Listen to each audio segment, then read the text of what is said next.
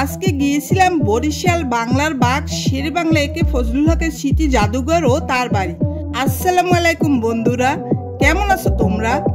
আজকে গিয়েছিলাম বরিশাল জেলা চাকার ইউনিয়ন শেরেবাংলা একে ফজলুল হকের স্মৃতি বিজড়িত তার জাদুঘরে। বন্ধুরা, তোমরা যারা শহরে থাকো হয়তো ভাবো আমাদের বরিশালে তেমন কিছু দেখার মতো নেই। আমাদের বরিশালে অনেক সুন্দর সুন্দর দেখার মতো জায়গা রয়েছে, তোমাদের নতুন ভিডিওর মাধ্যমে দেখানোর চেষ্টা করব। বন্ধুরা, দেখতে দেখতে চলে আসলাম শেরেবাংলা জাদুঘরে।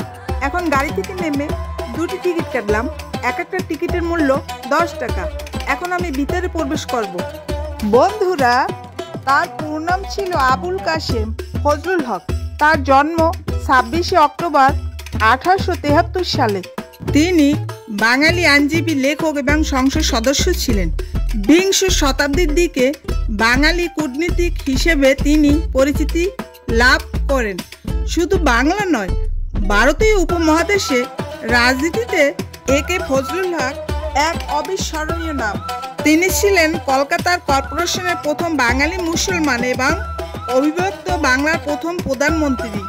রাজনৈতিক মহলে এবং সাধারণ মানুষের নিকট আবুল কাশেম ফজলুল হক শেরেবাংলা এবং হক সাহেব নামে পরিচিত ছিলেন।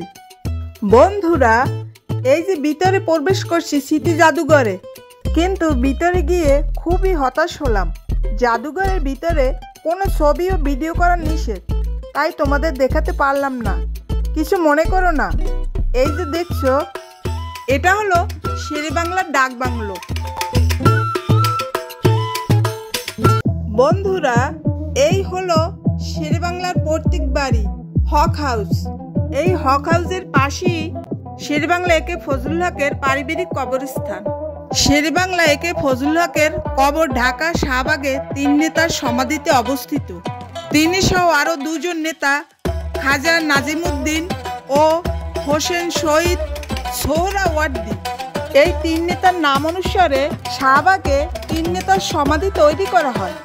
এই যে দেখছো বন্ধুরা, এটা হলো শেরেবাংলা ফজলুল হক কলেজ, তার নামে এই কলেজটি করা হয়।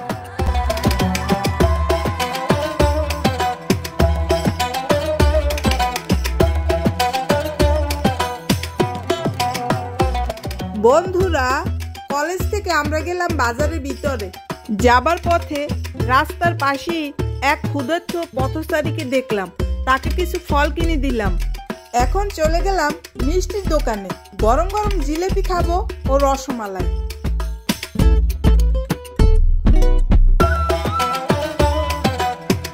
অর্ডার করলাম, একটু পরে নিয়ে আসলো গরম গরম জিলেপি আর রসমালাই। এই যে দেখছো বন্ধুরা, এটা হলো হক স্পোর্টিং ক্লাব। এই ক্লাবের প্রতিষ্ঠাতা একে ফজলুল হক।